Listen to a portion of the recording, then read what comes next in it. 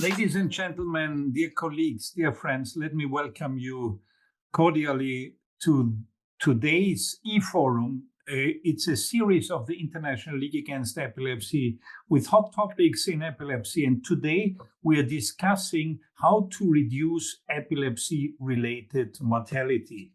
We have a panel of excellent speakers. It's Professor Rainer Surges from Bonn in Germany, Professor Lisa Bateman from ILAE in the USA, and Professor Torbjörn Tomson from Sweden. And I will come a little bit later to the detailed introduction of the speakers.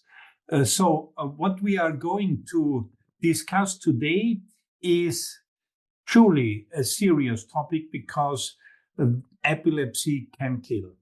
And the major point is, how can we address that in our treatments, in our everyday practice, but also how to move research further.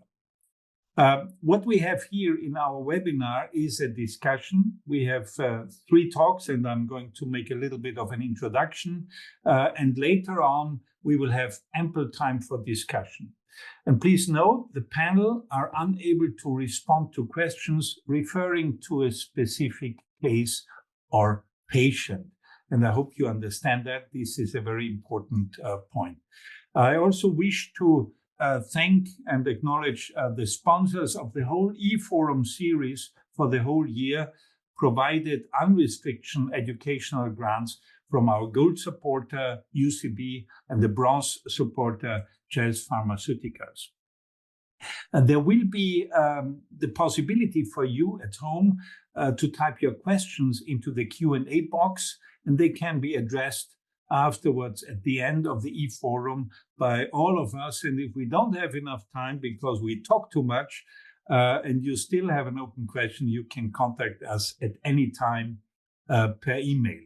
And important for us for approval is please complete a short survey at the end of the e-forum, and we very much appreciate your feedback in that.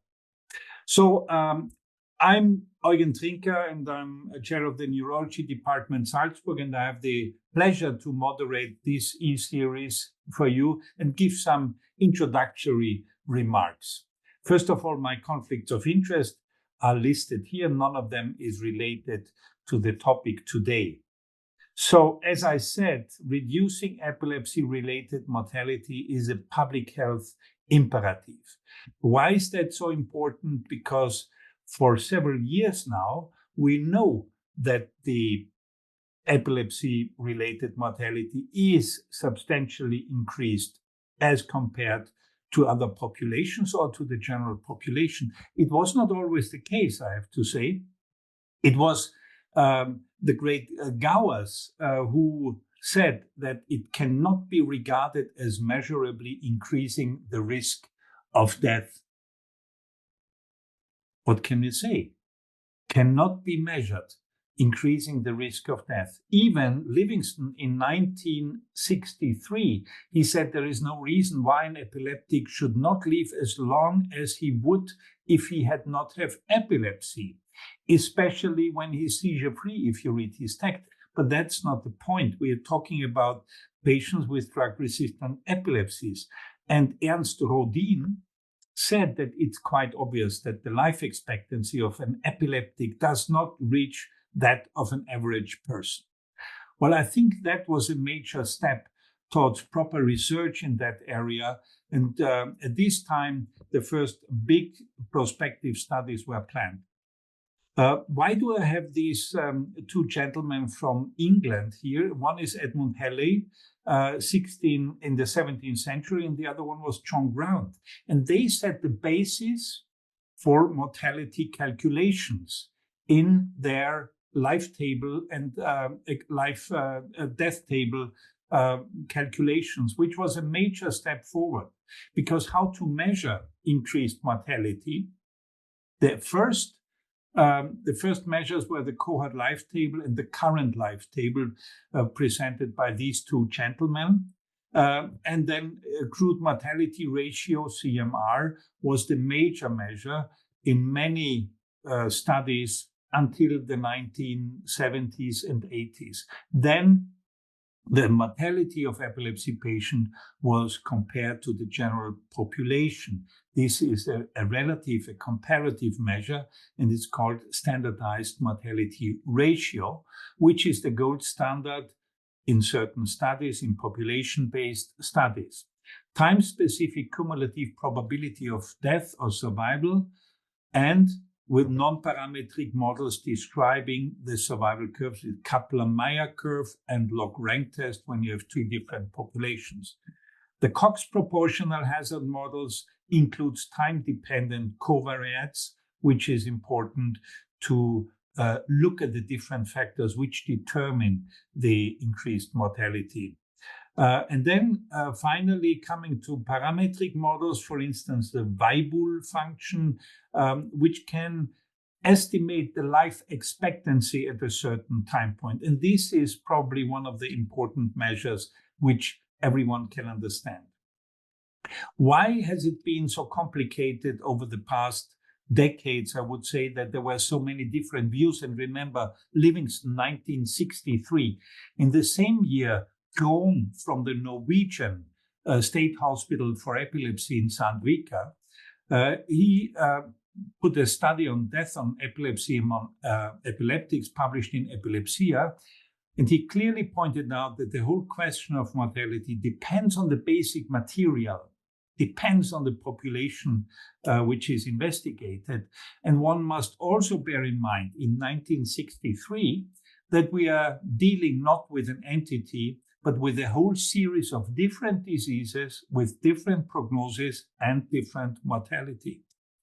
And marvelous, brilliant, and sharp, he said that the main questions to be asked are, in which ways do the epileptic die? Which causes of death are finally threatening their lives? When do the epileptics die in relation to age and in relation to the duration of illness? Who are the epileptics who die? And is any special group in the danger zone? And is there anything we can do apart from ordinary therapy to keep our patients alive? And you will hear in the following talks that there are things which we can do in addition to our ordinary therapy. The mortality or the causes of death can be grouped in three major groups. One is the deaths related to the underlying etiology of epilepsy. This can be progressive symptomatic causes like tumors, cerebrovascular causes, neurodegenerative causes, and so forth.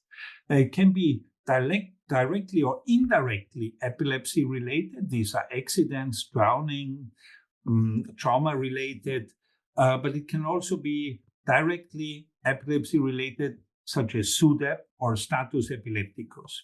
And death can be completely unrelated to epilepsy itself. And these are the three major groups. And one of the major determinants is whether the patient is seizure-free or not. This has led to big confusion when all the patients with epilepsy were thrown into one basket.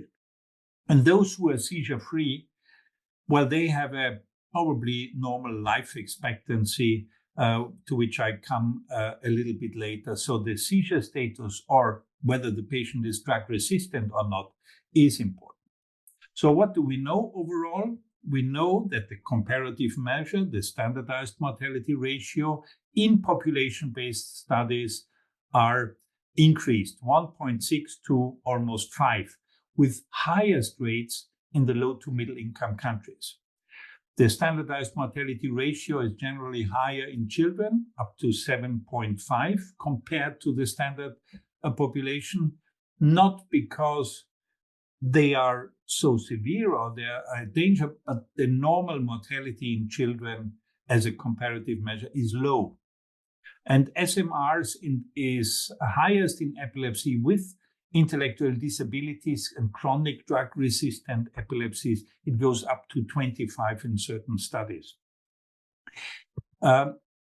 Quite a useful measure is how many years of life do you lose when you have epilepsy? And this is the general measure used in the global burden of disease studies.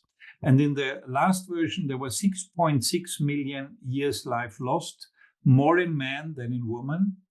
And when you combine this with the years you bring with disability, with the disease, with the years of lost lives, epilepsy ranks number 3 in the adult population and is among the top 5 causes of disability globally. That came from the 2019 Global of Disease study. But what is important for translating this into life expectancy, this is the usual measure which you have and which you can explain to the people. How many years do you lose? What is your life expectancy at a certain time point? And it's 2 to 10 years for the group of idiopathic and cryptogenic epilepsy together. It's 10 to 14 years in symptomatic epilepsy, and it's even higher, 13, 15, 14, 15, 16 years in patients with psychiatric comorbidities.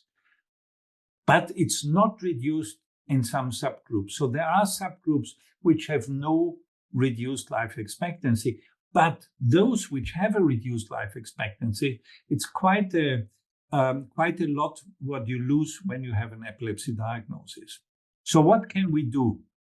The ultimate goal is, of course, seizure freedom. We have effective anti-seizure medicines, but not all people in the world have access to medicines or have a global healthcare coverage. So access to medicine is key. Early recognition of surgically remediable epilepsy is key to seizure freedom and access to epilepsy surgery around the world. Gene therapies are coming in the future, and they are more directed to causal treatments, among other treatments. But never forget prevention. Prevention of stroke, prevention of traumatic brain injury is prevention of epilepsies, which are the sequelae. Today, we will have a lot about prevention of SUDEP, and this is one issue which is also neglected. Some doctors still oppose the question of SUDEP with a nihilistic approach, which I think is inappropriate, and we will hear about that. Perinatal care, a major preventive issue, and effective emergency treatment out of hospital, but also availability of intravenous formulation and a comprehensive care model with a multidisciplinary, multi-professional team at one center and one point of excellence. Does it work? Well, we have signs that it works. This is from a study from Aidan Elligan and Matthew Walker in UK, and they looked at the age-adjusted non-status epilepticus epilepsy patients, which are drawn here in red, over the years from 2000 to 2014, and those which have status epilepticus during the course of their disease. So what you see is that the mortality rates decrease in the population with status epilepticus, and that's a fantastic sign that we really can achieve something with public health measures and the availability of out-of-hospital treatments which are effective. There's another study coming from the Innsbruck series of patients, which is a hospital-based cohort where there was an increased standardized mortality ratio in the 1980s and 1990s. This was no longer the case in the 2000 to 2007. So there is a gradual decrease in the standardized mortality ratio in newly diagnosed epilepsy patients, which have a highest mortality in the first 2 years. But that can be reduced with comprehensive epilepsy care. And probably the most convincing study showing that specialized epilepsy center make a difference comes from the Calgary Epilepsy Program, where they looked at 42,860 adult patients, and they were stratified according to their level of care, whether they were non-specialist care, neurologist care, or care in the Calgary Epilepsy Program. And then they looked at the mortality over 11 years. And there was a significant difference in the the patient not exposed to epilepsy care. So the highest mortality was found in those patients unexposed to neurologist care, general practitioner. In the middle, you see the neurology patients. And then when they are exposed to the epilepsy care program, they have the lowest mortality rate. So having said that, reducing mortality is fully in line with the IGAP, with the intersectorial global action plan on epilepsy approved by the WHO. With this, I will stop as an introductory remark and hand over to the next speaker. It's Professor Torbjörn Tomson from Karolinska Institute in Stockholm. And he was one of the major researchers putting mortality also on the scene. And there are many studies which came from Sweden, which had been a tremendous impact in the care, especially on SUDEP. So, Torbjörn, please. Thank you so much for the introduction and for giving me this opportunity. What I will do is to discuss the incidence, circumstances, and risk factors for SUDEP, with the idea that we could have some clues for preventive actions based on that. These are my disclosures. They are not relevant for my talk today. I have a question for you. So how would you estimate the SUDEP risk for a 25-year-old male patient with newly diagnosed focal unaware seizures of unknown etiology? Would it be below 10 per 100,000 person years? Would it be 10 to 50 per 100,000 patient years, 50 to 100, or even above 100 per 100,000 patient years? Please vote.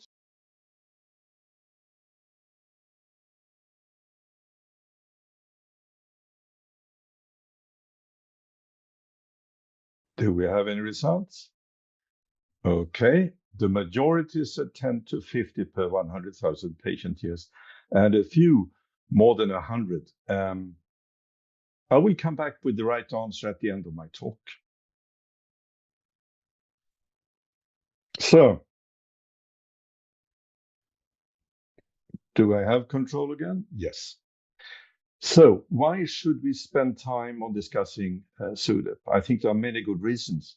One reason is that people with epilepsy have 20 to 30-fold higher risk of dying suddenly and unexpectedly than the general population, a truly significant increased risk. Second, a Danish population-based study showed that among young people up to 49 years of age, SUDEP actually accounts for more than 20% of all sudden unexplained deaths in the population, a major contributor to that. The SILAMPER study showed that the cumulative risk of SUDEP is in the order of 7 to 8% at 40 to 50 years follow-up of a cohort of childhood onset epilepsy. So it's a major contributor to the increased mortality among people with epilepsy. But in addition, and particularly important for our discussion today, it is potentially preventable. Starting with the incidence, if you look to the right of this table, you see that among adults, the incidence data are fairly consistent, indicating an incidence in the order of a bit of above 1 per 1,000 patient years on average. In childhood, data are more conflicting. Some show similar incidence rates as in adults, whereas other studies have indicated lower risks in childhood.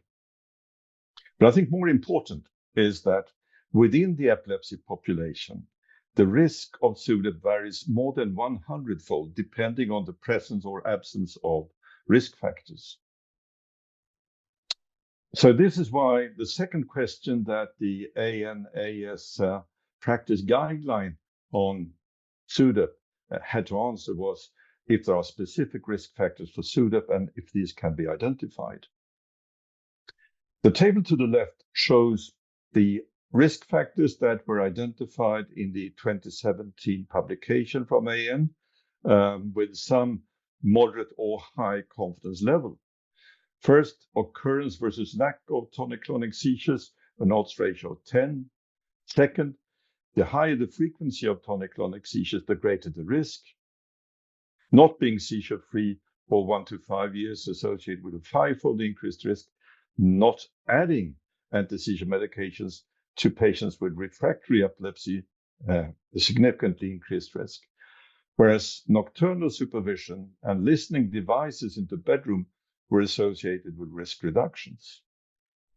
To the right, you see risk factors that were identified after the publication of the American Academy Guidelines and publications that came later, refining somewhat the risk factors that have been identified. Having tonic-clonic seizures versus not having tonic-clonic seizures during a preceding year, a 20 to 30-fold increased risk. Nocturnal tonic-clonic seizures, also an important risk factor, as was living alone and being non-adherent to anti-seizure medications. Alcohol and dependence and substance abuse have also been identified as risk factors.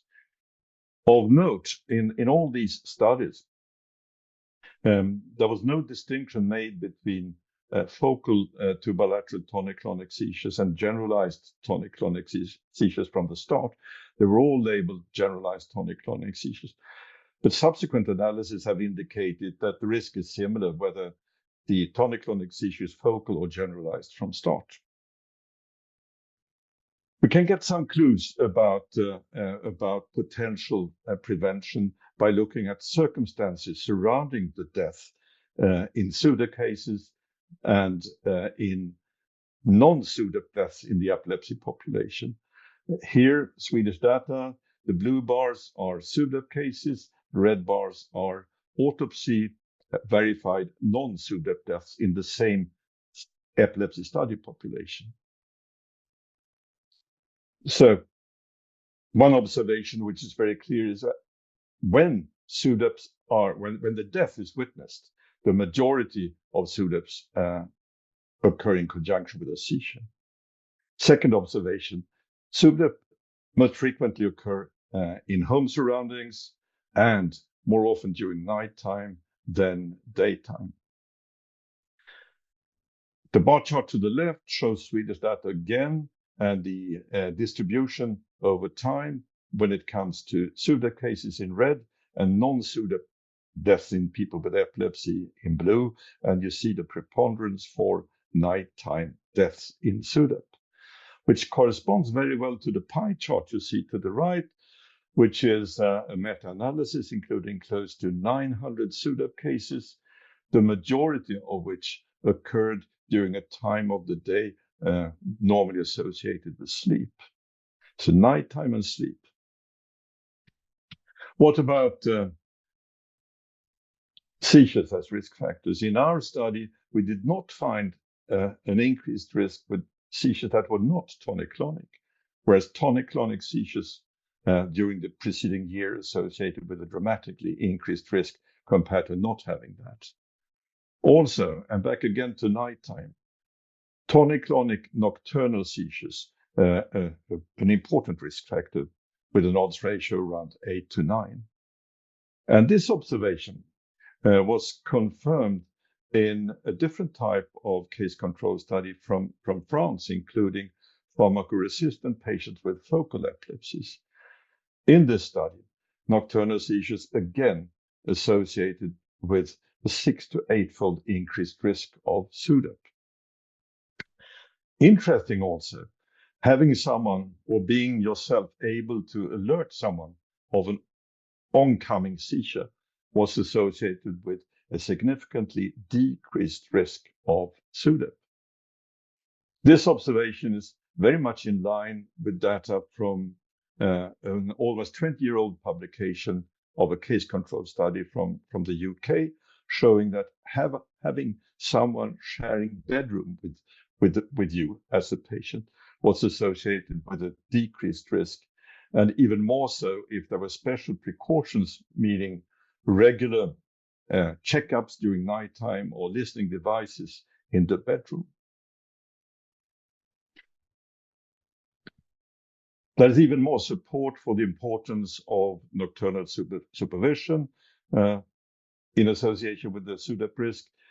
These are data from 2 different residential care centers for persons with epilepsy and with intellectual disabilities in the Netherlands. The 2 centers had different levels of nighttime supervision in the center. Center 1 had a more intense supervision than Center 2. And if you look at the incidence rate was lower in the center with the more intense nocturnal supervision. This made us interested in looking at living conditions as a surrogate for the possibility for supervision. If we took those patients who shared household as well as a bedroom as the reference, sharing household but not bedroom was associated with a doubled risk, whereas not even sharing household but living alone associated with a 4- to 6-fold increased risk for SUDEP. And if we combine living conditions and occurrence of tonic-clonic seizures during the preceding year, we get quite dramatic differences. In this analysis, patients that did not share a bedroom and had at least one tonic-clonic seizure during the preceding year had almost a 70-fold increased risk of SUDEP compared to those that were free from tonic-clonic seizures and that shared a bedroom. Dramatic difference. So the idea with close supervision is, of course, that you facilitate timely interventions to revert a potential SUDEP. And this is illustrated in data from the Mortimer study. I'm sure you are aware of the Mortimer study, which collected SUDEP cases that occurred in epilepsy monitoring units throughout the world. 11 monitored SUDEP cases were thus identified. 9 of these, the event occurred during nighttime. And in all of these, cardiopulmonary resuscitation was initiated with a considerable delay. In none of the cases before 13 minutes after the onset of the event. There were another 5 SUDEP cases in the EMUs, but not under monitoring at the time of the death, all during night. None was subject to resuscitation attempts. In contrast, in the Mortimer study, there were 9 near SUDEP cases, which are cases with the cardiorespiratory arrest, which was successfully reverted with resuscitation.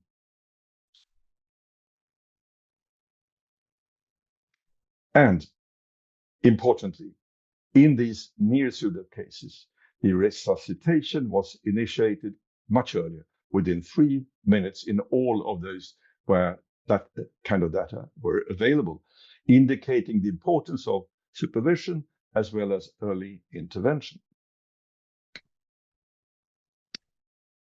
Another risk factor that has been identified in several studies is non-adherence to the anti-seizure medication.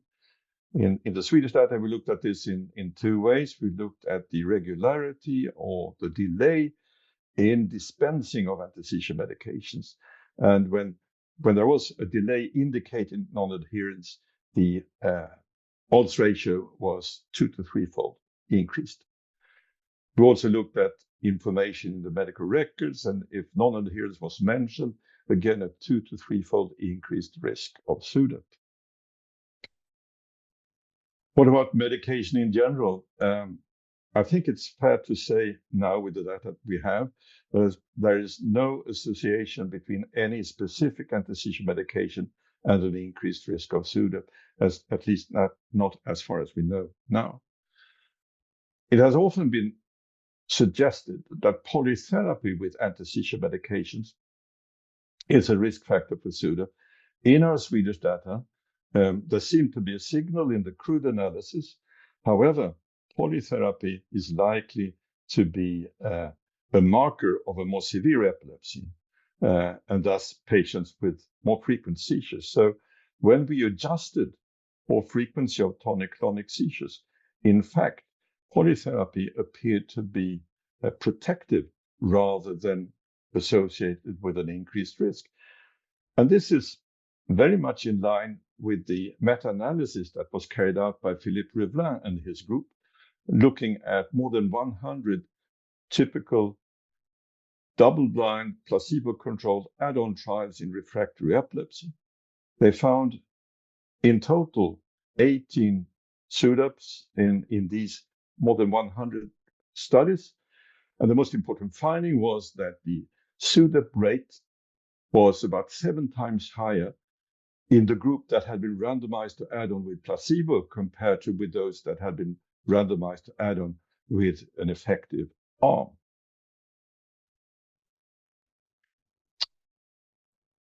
I started by discussing the incidence of SUDEP and then went on to discuss risk factors and odds ratios.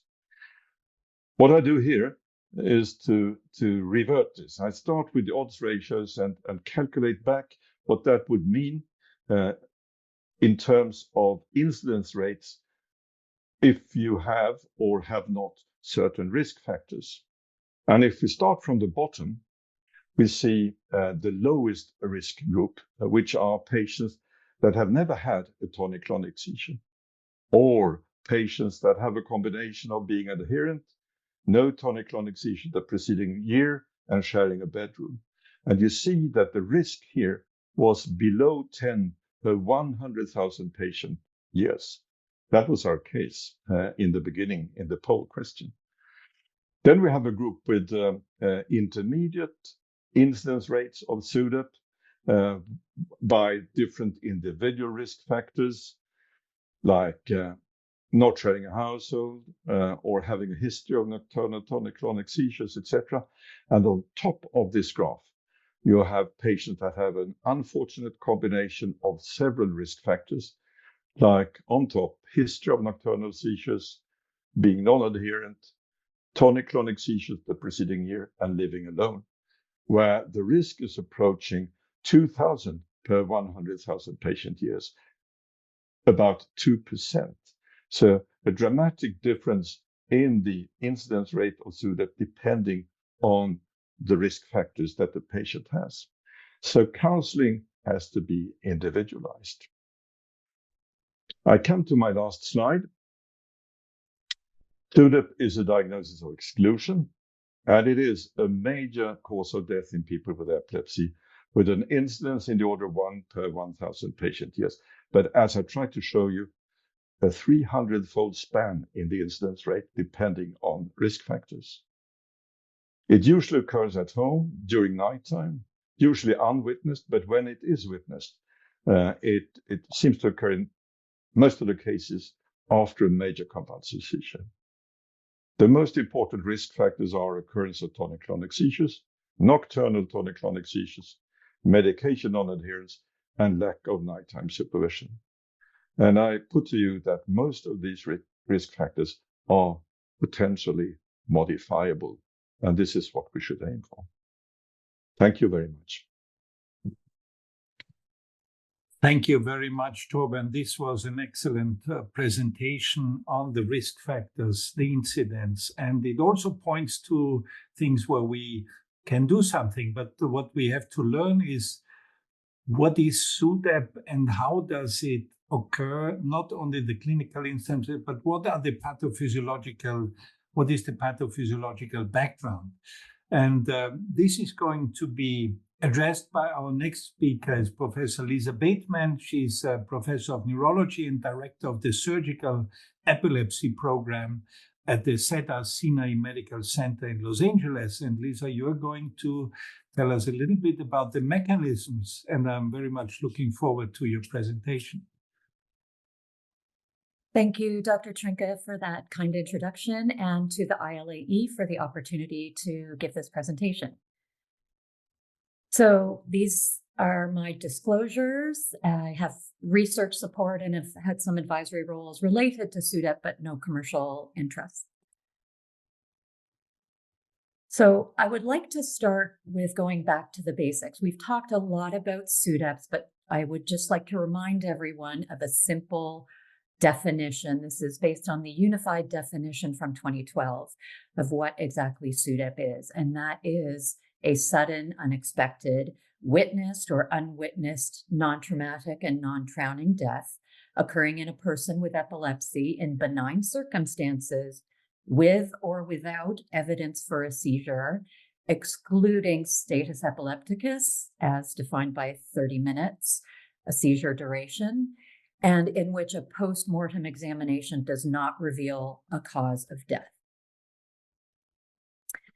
So in this talk, I would like to try to address a bit how SUDEP happens. The pathophysiology of SUDEP as it stands now is still incompletely understood, and there are some reasons for that. For one, SUDEP, as mentioned by Dr. Tomson and others, is often unwitnessed and certainly is rare in a clinically monitored setting. So many of our hypotheses about the pathophysiology of SUDEP have come from the few case reports that are out there, death scene and autopsy findings, clinical observations of periatal physiology in non-fatal human seizures, and then animal models of seizure-associated death. When we look at how SUDEP happens, our studies have really focused on three main areas. The first is that there is a cerebral cause for SUDEP. Epilepsy is a brain disease, first and foremost. Seizures are often associated with SUDEP, and therefore SUDEP must come from the brain.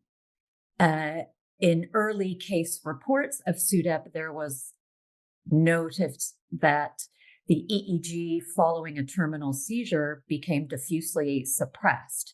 And this led to the idea of a cerebral electrical shutdown postdictally as leading to subsequent cardiac and respiratory failure. If you are in the cardiology camp, and certainly our cardiologist colleagues would have us believe that all sudden deaths are sudden cardiac deaths, and so cardiac arrhythmias are a prominent cause of sudden death. And in the other camp is respiratory impairment. So some type of respiratory distress has been observed and reported in many cases of witnessed SUDEP, and some of our early case reports and autopsy series led credence to this concept with the ideas of postictal central apnea or neurogenic pulmonary edema, which may then lead to a backward cardiac failure as being a contributor to SUDEP. So let's take each of these in a bit more detail and follow our path as researchers trying to look for biomarkers so we can better predict who's at risk for SUDEP. One of the first descriptions following this idea of cerebral electrical silence was that of what's called post-ictal generalized EEG suppression. This was a study done by Sam Latu and colleagues where they did a case control study examining individuals dying of SUDEP with selected controls and found that PGES, defined as the post-ictal suppression of EEG background within 30 seconds of seizure termination, less than 10 microvolts, as shown in the diagram, was associated with increased risk of SUDEP. And for PGES longer than 80 seconds in particular, the odds ratio was over 20 times. In fact, they calculated a 1.7% increased risk of SUDEP for every second increase in PGES duration. Now, there are issues with the concept of PGES. It's an inconsistent finding across generalized tonic-clonic seizures, and attempts to reproduce Latu's findings have not been successful. Furthermore, we've seen that PGS is more likely to be observed when you record more seizures. It's more likely to be observed with medication withdrawal and more likely with seizures during sleep. Now, that does not necessarily exclude it as potentially being somewhat associated to SUDEP, as certainly some of the risk factors we've just discussed are seizures during sleep, more frequent seizures, and seizures with medication noncompliance. However, the other argument is that PGES does not necessarily reflect electrocerebral silence, or CES. On the left, there are two diagrams. The top is from a study from Altenmuller et al., where individuals had simultaneous intracranial EEG and scalp EEG recordings. And what they demonstrated is that while there was PGES visible on the scalp, in many individuals, there was still evidence of focal, interictal, or ictal activity ongoing in the intracranial electrodes. The bottom diagram is a frequency power spectrogram from a study we did at Columbia University, where we noted that following generalized tonic-clonic seizures, while the low frequency EEG background, the sort of Berger band frequencies, were suppressed following a seizure, there was an impressive increase in high frequency activity after a seizure, suggesting ongoing neural activity.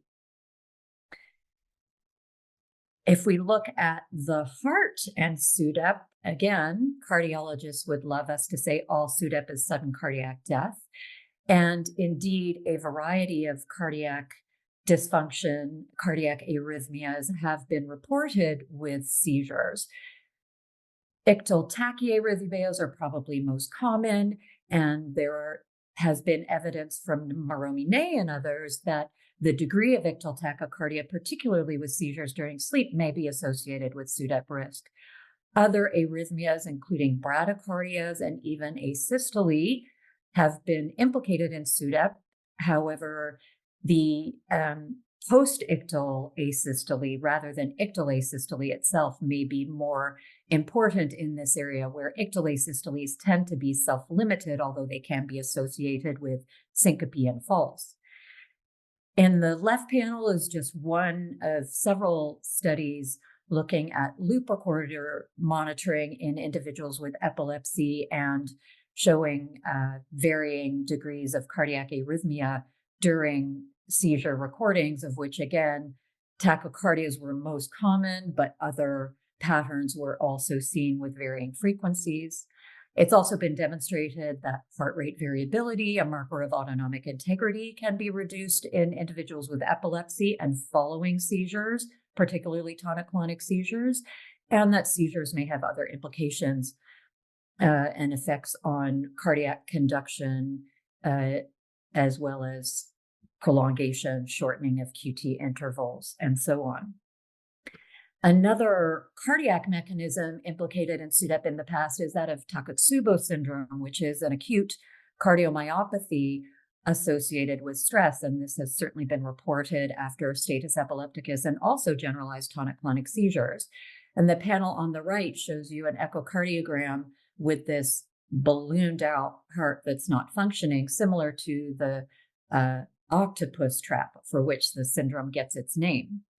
Past studies have demonstrated that heart failure and potentially lethal arrhythmias may be more common in Takotsubo syndrome that follows seizures compared with other causes. The other implication for the heart relates to the genetics of SUDEP. And in molecular autopsy series, as well as case reports, we've seen that many of the genetic conditions associated with SUDEP are also associated with sudden cardiac death or predisposition to cardiac arrhythmias. Finally, as I mentioned before, there is a degree to some extent of respiratory dysfunction reported with seizures and with near SUDEP and SUDEP as witnessed in the community. The idea that SUDEP results from suffocation, as patients are often found prone, is an idea that's persisted for many years. though in some evidence from observed cases, we see that patients are not actually completely incapable of breathing. They may have their head turned slightly to the side, even while prone, but there is certainly ineffective ventilation. Recordings from non-fatal seizures have also demonstrated that at least a third of seizures are associated with hypoxemia, so drops in oxygen saturation below 90%, which may be quite profound and prolonged, and accompanied also by hypercapnia during the seizures, indicating ventilatory dysfunction. And we know that both of these may have implications on cardiac and cerebral function as well. The panel on the right just shows a timeline of one example of a seizure where oxygen saturation begins to drop after the seizure onset, continues after seizure is coming to an end, and the recovery can be quite prolonged, lasting several minutes or more. This may be even more exaggerated for hypercapnia following seizures. Seizures may also be associated with apneas, obstructive, mixed, or central. This is an example of a central apnea occurring coincident with onset of a right temporal seizure with cessation of nasal airflow and abdominal movements. And this pattern underneath shows recovery from a seizure where there is respiratory activity and an apnea accompanying the seizure, followed by an increase in both amplitude and rate of respiration, as one would expect with hypercapnia and hypoxemia, an attempt to restore respiratory function. On the center and right panels, this comes from a study by Jeff Kennedy and colleagues at UC Davis, where they looked at individuals following generalized tonic-clonic seizures with serial chest x-rays and found that many individuals, particularly with prolonged seizures, had evidence of neurogenic pulmonary edema postictally with recovery in a delayed fashion. So we had all of this background and all of these potential theories about mechanisms. And then along came mortimus, which Dr. Tomson has already mentioned, and which really informed us about the pathophysiology of SUDEP that follows generalized tonic-clonic seizures in the epilepsy monitoring unit. Because Dr. Tomson has spent quite a bit of time discussing this study, I won't go into too much detail to save repetition, but what we did see in these SUDEP cases is that the individuals had a generalized tonic-clonic seizure. The seizure was followed on EEG by postictal generalized EEG suppression.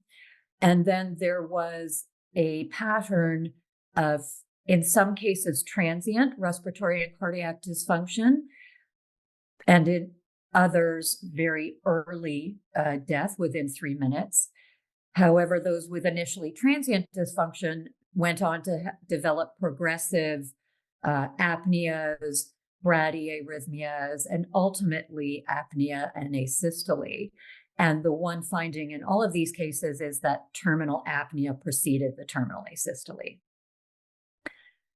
So our lessons from mortimus, and in the left box is a quote directly from the study, that SUDEP in the epilepsy monitoring unit resulted from an early postictal neurovegetative breakdown induced by the generalized tonic-clonic seizure.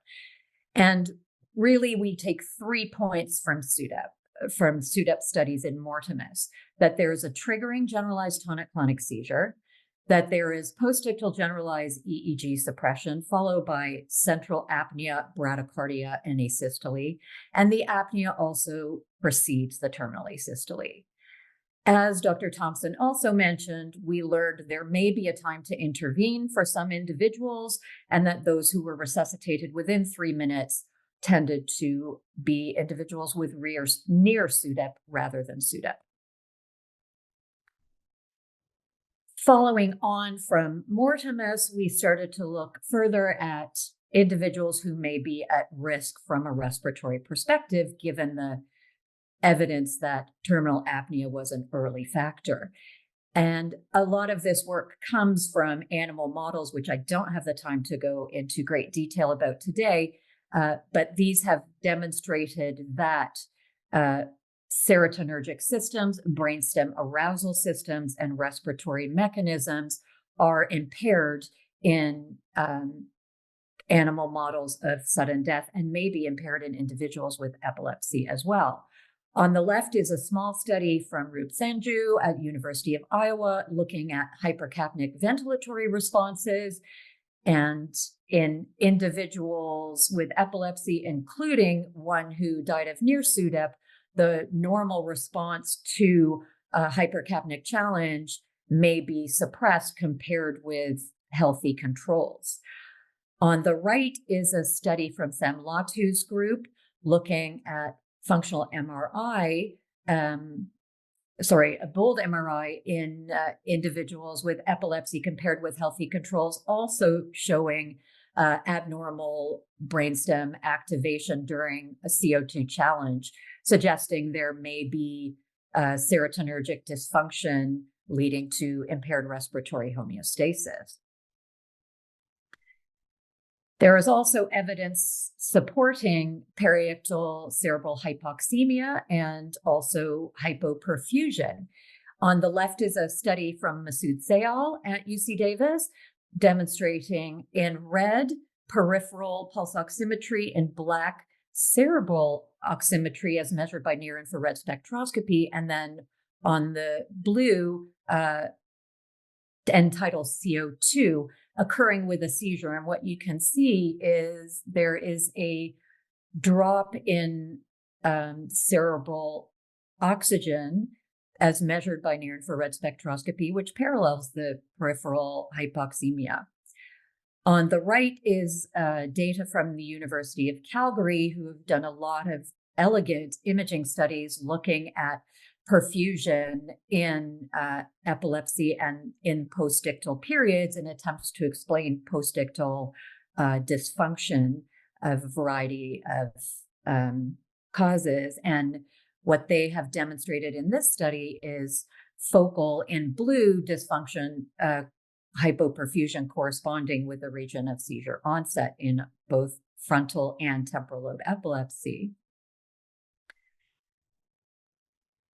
So focal cortical or lobar dysfunction is one thing, but how could we tie that all together to explain the profound autonomic and respiratory dysfunction that we see with SUDEP? Well, one huge possibility is invoking the brainstem. As we know as neurologists, that's where all these essential functions aim from. And certainly there are other regions of the brain that have been implicated in respiratory control and cardiac autonomic control, the insula, the amygdala, specific nuclei of the thalamus, and I don't have time to get into all of that data today, but certainly with the brainstem, it's ground zero for a lot of this function. Very eloquent work from Jeff Noble's group demonstrated that in a genetic model of seizure-associated death, there is spreading depression in the brainstem that accompanies seizures and is associated with seizure termination, cardiac arrest, and respiratory arrest. Another study from the University of Calgary group has shown small regions of hypoperfusion following generalized tonic-clonic seizures in the brainstem and specifically in regions associated with respiratory control post-ictally. And on the right, this study from Suzanne Mueller at UCSF demonstrated loss of volume in brainstem structures associated with respiration and autonomic control that became more pronounced with time to SUDEP and also were associated with autonomic dysfunction as measured by heart rate variability. So we know, again, a lot from Mortimus about what happens with SUDEP that follows a generalized tonic-clonic seizure in the epilepsy monitoring unit, but is Mortimus SUDEP the only SUDEP? And to throw back that question, I bring up just a few studies of community observations of sudden death. In the Oregon Sudden Unexpected Death Studies, which admittedly it looks primarily at sudden cardiac death and is associated with cardiology investigators, 21 of 32 individuals in that population had a witnessed sudden cardiac arrest with no preceding seizure. In a study performed by Elizabeth Donner and colleagues, 5 out of 10 children who had witnessed SUDEP had no preceding clinical seizure. And in a large population-based study from Sweden, 4 out of 56 witnessed SUDEP cases had no terminal seizure, while in another 3 cases, the presence or absence of a terminal seizure was uncertain. So we have to say that at least some cases of SUDEP are not explained by a terminal generalized tonic-clonic seizure. Now, that doesn't mean that perhaps there's not a subtle seizure or an electrographic seizure with no clinical manifestations, but that certainly doesn't meet the kind of classic Mortimus definition for a seizure. Another factor to consider is that there have been case reports and small case series of what's called no seizure SUDEP reported in hospital setting.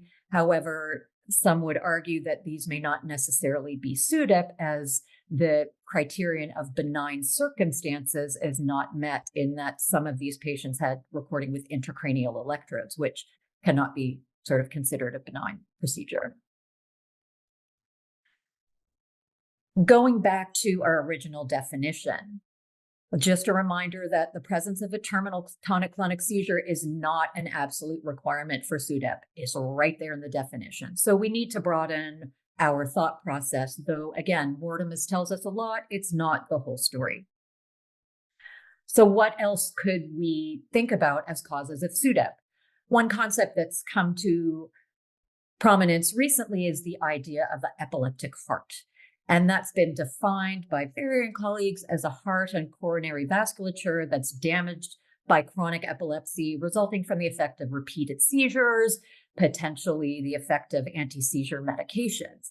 And so in this scenario, we can see the multiple impacts of an individual with epilepsy on heart function, which includes sympathetic storm and catecholamine surge, related to seizures acutely, the effects of recurrent hypoxemia, hypercapnia, and hyper and hypotension that have been reported with seizures. Seizures themselves, as I mentioned before, can be potentially arrhythmogenic and may cause acute cardiac injury. However, anti-seizure medications may also have impacts on cardiac conduction, lipid metabolism, and vasculature themselves. Individuals with epilepsy may have other comorbidities, such as asthma, obstructive sleep apnea, hypertension, and other vascular disease that may have an impact. And certainly social determinants of health may also play in on this, as well as genetic factors such as genetic channelopathy. Finally, this leads to irreversible cardiac modeling, acquired dysfunction, and increased risk of sudden death. Whether SUDEP and sudden cardiac death are the same entity, overlapping entities, or completely separate issues, I leave to you to decide where you feel things overlap on this Venn diagram. I think this has yet to be determined and is an area of ongoing research. So in conclusion, I will say that the pathophysiology of SUDEP remains incompletely understood, but certainly in a subset of cases, we have evidence that a terminal tonic-clonic seizures triggers a fatal cascade with impaired arousal, terminal apnea, and terminal asystole. But SUDEP is likely multifactorial with other contributing mechanisms yet to be delineated and understood. Thank you for your attention.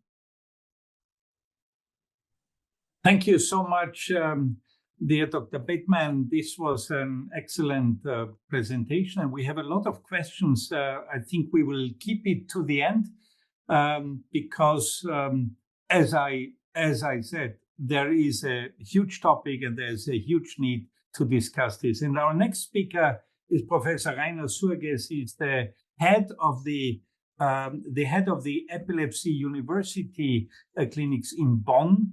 And he's one of the leading figures in patient safety in Germany and one of the SUDEP experts. And he's going to give a lesson about the understanding and how can we improve our understanding, information and prevention on SUDEP.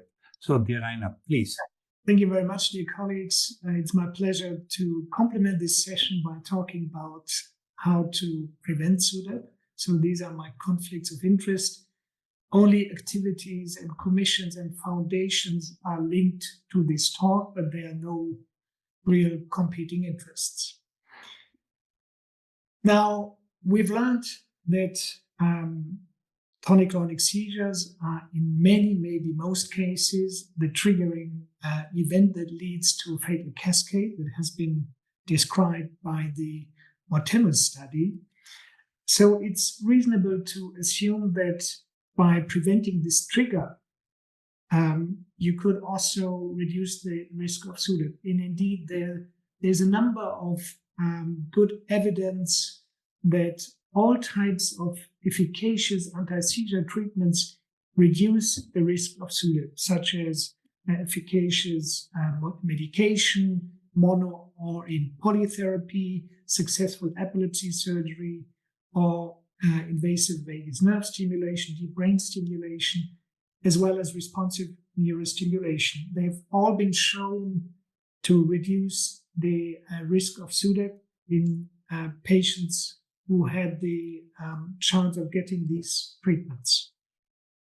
We've also learned that obviously many of our patients are difficult to treat, and in these cases where you cannot prevent the triggering event, an early cardiopulmonary resuscitation may rescue these people from dying in SUDEP. What is important then, that has been stressed already by my previous speakers, is that this cardiopulmonary resuscitation needs to start early after seizure cessation or the beginning of the respiratory arrest, optimally within the 3 minutes after seizure cessation. One of the problems, that is what we've also learned, is that most SUDEP cases occur when people are sleeping or they're unobserved and patients are in a prone position. So obviously it's reasonable to assume that there's unobserved tonic-clonic seizure and patients suffers from post-ictal cardiorespiratory arrest, and there's nobody who is aware of this event. So if this is true, then all types of measures to increase nocturnal supervision should decrease the risk of SUDEP. And this has also been shown already by Torbjörn Tomson, that different types of measures for nocturnal supervision can decrease the risk of SUDEP. For instance, not sleeping alone, having a roommate, listening devices, or a high proportion of measures of nocturnal supervision decreases the risk of SUDEP. Nowadays, we are in this lucky position that we have novel technologies, mobile technologies, by which we can actually detect seizure-associated biosignals such as tonic contractions, clonic contractions, respiratory movements, cardiac activity by ECG devices or photoplethysmography.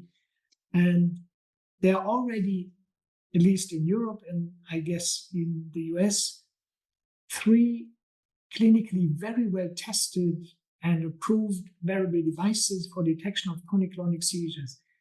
And what is important is that these devices are linked to an alerting system that allows a caregiver or a caring person to come in and to check whether there's a cardiorespiratory arrest or not.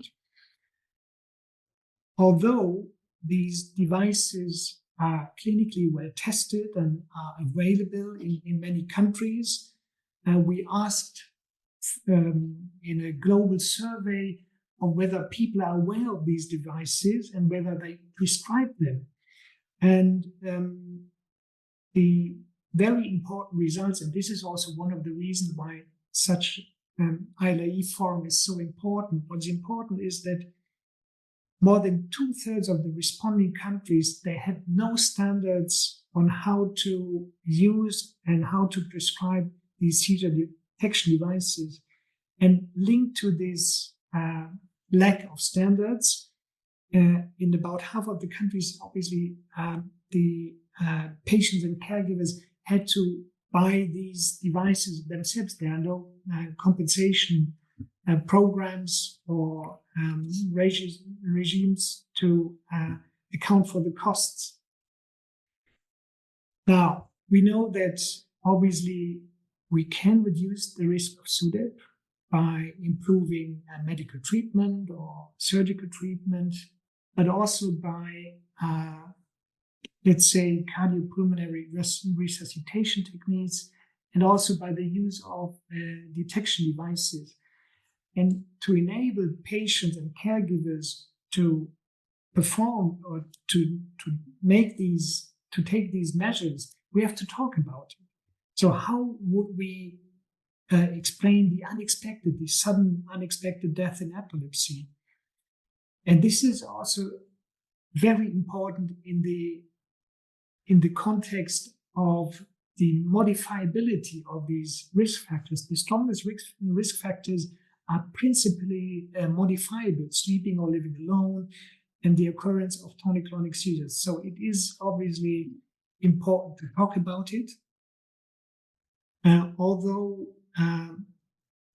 we should talk about it, many colleagues are still reluctant to talk about the SUDEP risk.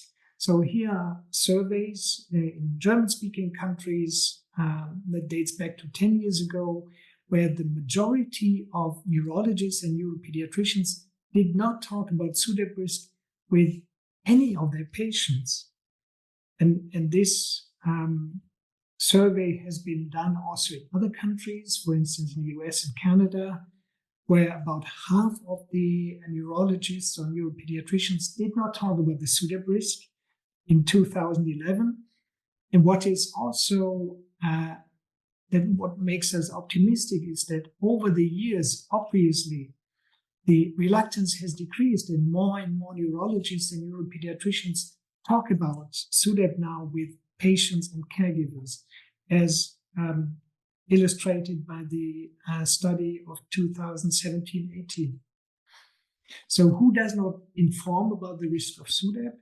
So it's usually neurologists who have no specific training in epileptology, who have no or unclear cases of SUDEP in their own patients, and who have less than 10 years of professional experience, or who see not that many patients with epilepsy. And this reluctance of talking about SUDEP is also mirrored by the fact that most patients with epilepsy have not been informed about SUDEP. However, most patients want to get more information or information on SUDEP in general. So why do physicians not talk about SUDEP? So this is interesting because about 2/3 of respondents worry about causing fear and anxiety in patients, relatives, and caregivers if they talk about the risk of dying suddenly.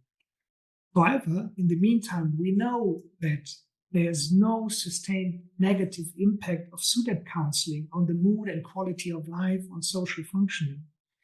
Also, patients, if you ask them immediately after the SUDEP information, obviously they are not happy. 20 to 50% have fear and anxiety just after being informed about SUDEP. However, they still think and desire this SUDEP counseling. And when you ask them after 3 or 6 months, there's no sustained negative impact. So this is not a good argument not to talk about SUDEP. About 1/3 of neurologists and neuropediatricians think that their patients are not at an increased risk of SUDEP. And this is problematic because I personally believe that we only know if patients are at an elevated risk, but we never know when they are obviously if you think that they're not at an elevated risk, you cannot be sure that they're really not at an elevated risk. Why do I say so? Because there are already case reports on SUDEP cases that have occurred early in the disease course, or even prior to epilepsy diagnosis. So the second tonic-clonic seizure was lethal in a patient who has been published by ourselves. And what is also important is that there are no benign epilepsies. SUDEP was also described in children and young people with epilepsy, with benign childhood epilepsy with central temporal spikes. And also, we know that people with epilepsy, if they sleep alone, if they live alone, when they have seizures occurring during nighttime, almost half of the tonic-clonic seizures are not documented, or people are completely unaware of having had a tonic-clonic seizure. And to show you or to prove you this, I've brought for you a video that, for the sake of time, I won't show you. But this is a young man who thought that he's seizure-free for more than 2 or 3 years. He had, during that night, a tonic-clonic seizure in the video EEG monitoring unit. And the next morning, I saw him. I asked him what he thinks, whether he's seizure-free or not. And he still believed that he's seizure-free. He had no indirect signs, no tongue bite, no enuresis, no muscle ache, nothing. So no indirect signs. So this patient, if he hadn't been in our video EEG telemetry unit, would still believe that he's seizure-free. So you can never be sure that patients, if they sleep alone and live alone, that they are seizure-free. So another reason why people and neurologists and neuropediatricians do not talk about SUDEP risk is that 1/3 has the opinion that the information has no consequences. So, and there are no preventive measures to reduce the risk. Again, we now know from studies that if you talk about the SUDEP risk, if you counsel, if you explain the potential preventive measures, a good proportion of people with epilepsy, they improve adherence after information about SUDEP. They also consider lifestyle and risk factors, and they can also organize their way of living in a different way, or they can purchase variables for seizure detection. So there are preventive measures. So it is no good reason not to talk about SUDEP because you believe that there are no consequences. So the question is, when you're convinced now that you have to counsel people with epilepsy, how and when? And here comes the poll. When should SUDEP information be provided? A, when patients and caregivers ask for, or B, when patients have frequent tonic-clonic seizures, more than 4 per year. C, when treating physicians suspect insufficient adherence. D, in the transition phase from pediatric to adult medical care. Or E, to all patients and caregivers. What do you think?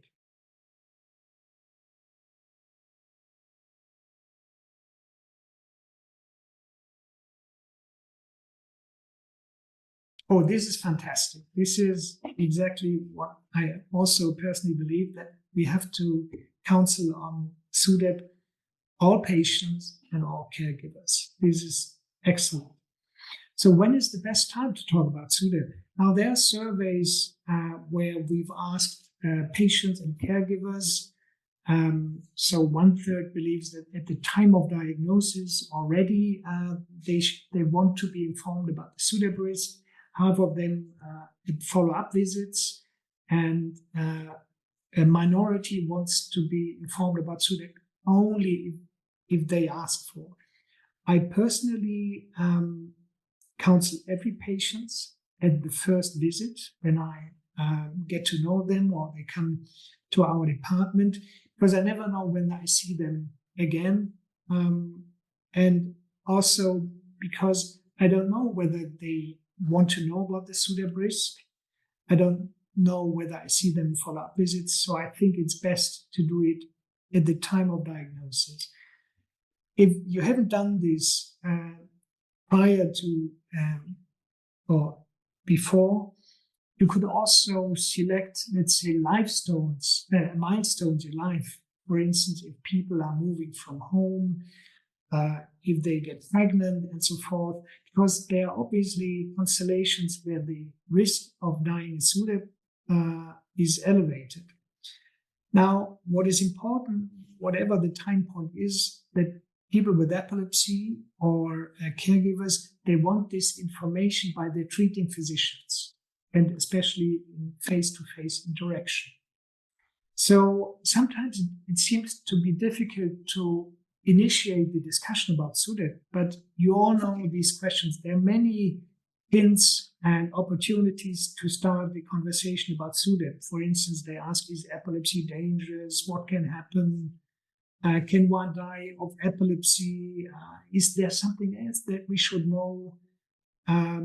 But you could also tie in with anxieties and experiences that are reported. For instance, you could ask, what have you observed during and after the big fits? What have you done? And so forth.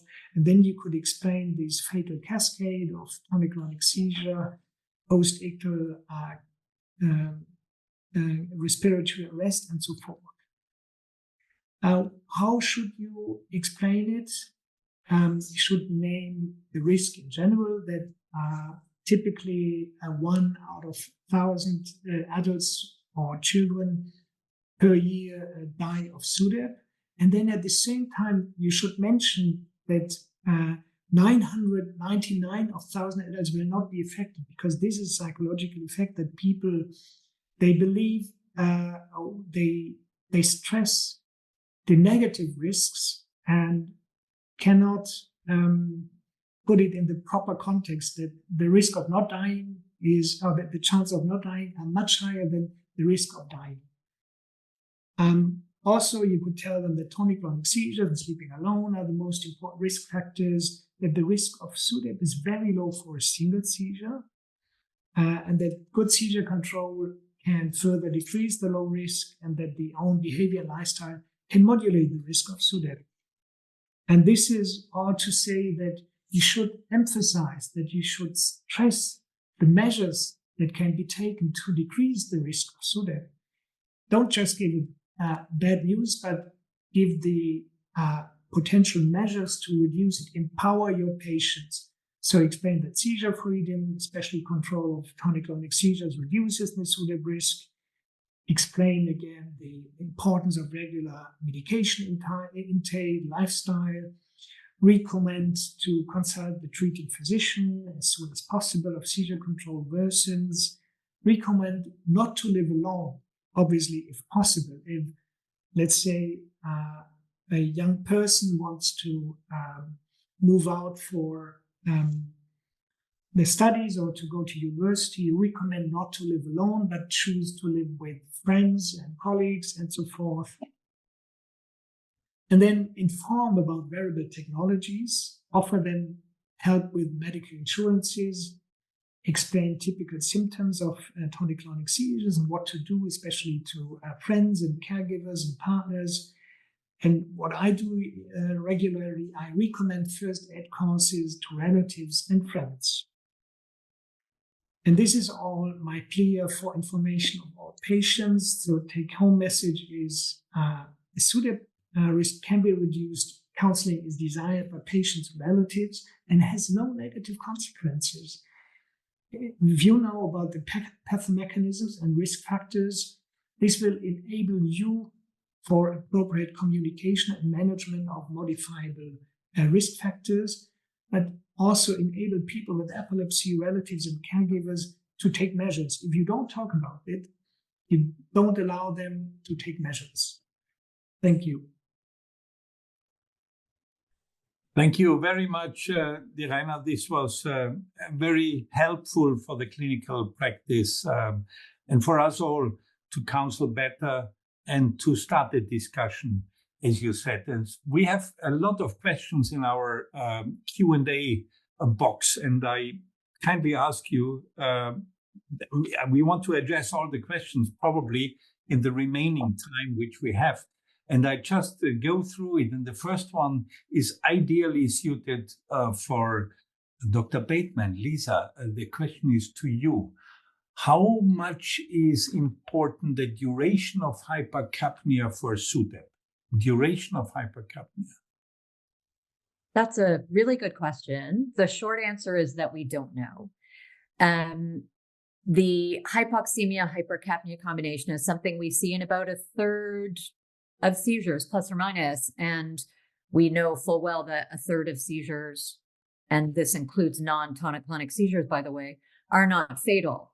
And the duration may be brief in some individuals. It may be prolonged, lasting several minutes or even hours in some individuals. And if you think, any of us who work in the neuro ICU setting, we know that acute hypercapnia may lead to, cardiovascular effects, tachycardia, hypotension, tachyarrhythmias, conduction abnormalities, and also effects on cerebral function. But how this relates directly to SUDEP is something that we don't know. It's a phenomenon that we see, but unclear at this point what it means in relation to SUDEP. Okay, thank you. And then there was a question, I don't know, maybe Torbjörn or Rainer. It's about the anti-seizure medicines and SUDEP.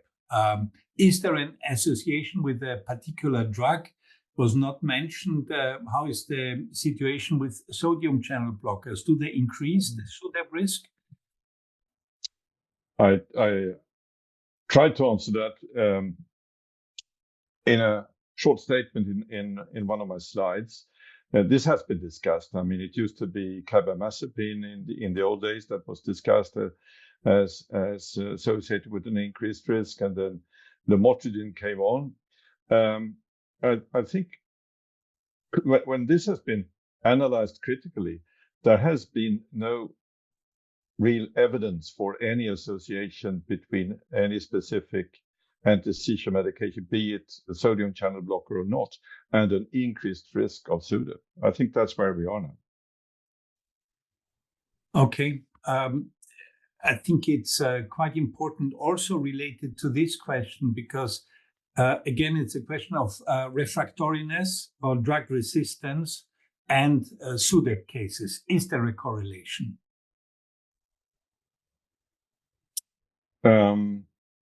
I'm not sure what was in the question. I mean, if refractoriness means frequent tonic-clonic seizures, for sure it is. Yes. So the important point is that the generalized or the tonic-clonic seizures are the ones which are associated. Yeah, that's what we found in our studies. And the last graph I showed, which has not been published yet, I think has a clear message. That there are patients with epilepsy that have comparatively very low risk of SUDEP. Those that have never had a tonic-clonic seizure, and those that are free from tonic-clonic seizures and share a bedroom, for instance, the risk is extremely low. I'm actually wondering how much it is increased from the risk of having sudden unexplained death in the general population. It's not 20-fold anyway. It's less than that. So I think the message and the information needs to be tailored. I was also, if I may, I was thinking of the cases that were mentioned that were witnessed and without any evidence or any indication of a tonic-clonic seizure that was preceding the fatal event. Again, I come back to the fact that sudden unexplained deaths occur in the general population. They do occur in people with epilepsy 20 to 30 times more frequently. But I don't think epilepsy patients are protected against the type of sudden unexplained deaths that affect the general population. So a few, maybe 1 in 30 or so of what we call SUDEPs, are probably unrelated to the patient's epilepsy. Okay. Am I confusing things for you? No, I don't think so. But because we don't get another question regarding this which you just answered, so you hit the point and not confusing. But there are two questions which I think are important, maybe for clarity. The one is there any risk of SUDEP after a single unprovoked seizure? And the other one is related about SUDEP risk for non-epileptic population, such as families of children with febrile seizures, but perhaps with a family history of epilepsy in a non-epilepsy population. Is there an increased risk for sudden death? Who wants to tackle this? By definition, you need to have epilepsy to call the sudden death a SUDEP. That's a technical way of trying to answer that question. I may contribute to this. And this relates also to the question of how high is the risk of dying in SUDEP after a first unprovoked seizure.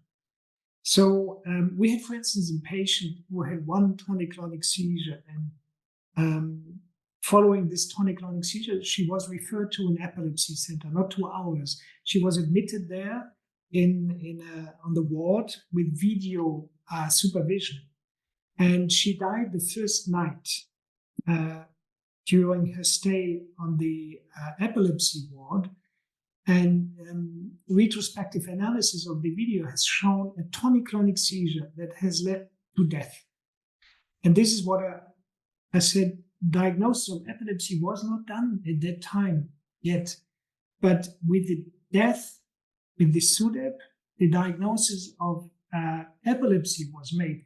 So what I wanted to state is this patient has not had epilepsy diagnosed yet, but she was on her way to estimate the recurrence risk. And obviously, if the recurrence risk is higher than 60% and so forth, you would be able to make the diagnosis of epilepsy. So you can die early on. Dying in SUDEP does not require a long-standing epilepsy. It can be early on in the disease course. Epilepsy as a diagnosis at a given time point. I would also add to that data from the Sudden Unexpected Death in Childhood Registry that shows an increased incidence of febrile seizures and reports of intercurrent infection, and in some instances of SIDS, sudden infant death syndrome, there's evidence on pathology of hippocampal abnormalities. So there's potentially an overlap with all of those syndromes that may be related in an individual who has not necessarily been diagnosed with epilepsy. So Lisa, to follow up on that, we had one question regarding temporal lobe epilepsy. You mentioned hippocampal pathology, temporal lobe epilepsy, and the other question was related to fires. Is the SUDEP risk increased in those two conditions? So anything with status epilepticus is automatically excluded, right? So that's part of the original definition. In terms of any specific type of focal epilepsy, I'm not aware of a relationship. And as Dr. Tomson has also mentioned, there's no clear distinction between tonic-clonic seizures that are primarily generalized or focal to bilateral tonic-clonic seizures as a risk factor.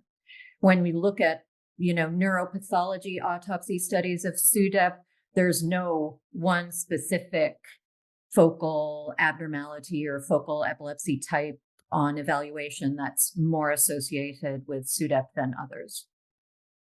Thank you. And then two questions related to the devices. So first, Rainer, would you recommend a device for all patients with generalized with tonic-clonic seizures? And the other one was the availability. A lady from UK said that it's not available and not reimbursed, and this is a social problem in the UK. So how is the situation in other countries? Well, in Germany, it's available, but it's a battle sometimes with the medical insurances. So we have to help sometimes to get it reimbursed for the patients. And yes, I recommend wearable devices for all people with epilepsy and tonic-clonic seizures, and even for all people living alone. And I have to say, I even recommend it for people sleeping alone. But most people, they don't want it. So I recommend it. I give them the prescription if they want to, but they don't get it. They don't want it. Okay. Can I yes. just make a comment on that? I think it also, I mean, the patient view depends, I think, also on how acceptable the false alarm rate is.